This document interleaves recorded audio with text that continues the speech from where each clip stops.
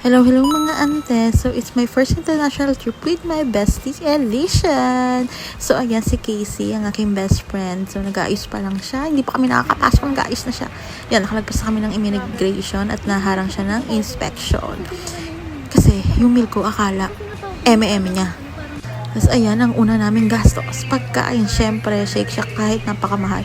400 plus yan. Kinain na lang namin kasi gutom na kami yan.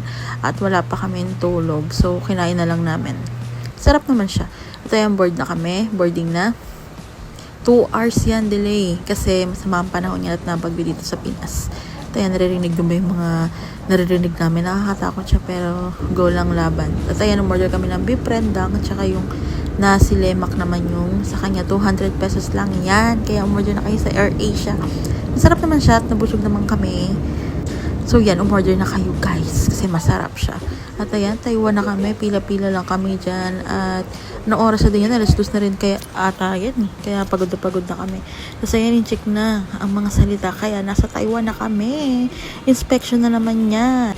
So yan, pila lang kami for inspection. At ayan, Taiwan na nga. Nadaanan namin yung signage na yan.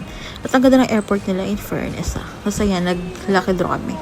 Dapat pala mag-second registration kayo kapag delay kayo kasi dapat daw ganun na yan, tuloy fail siya.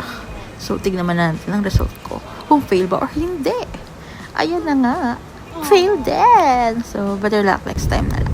So, ayan, alas 2, bumiyahe kami. At ayan si Kuya. Ang bait niya kasi nagtanong kami sa kanya at tinuruan niya kami at kasabay namin siyang bumaba dun sa huling station. So, yan, pagod na rin kami niyan. Buti at nahanap agad namin yung hotel namin.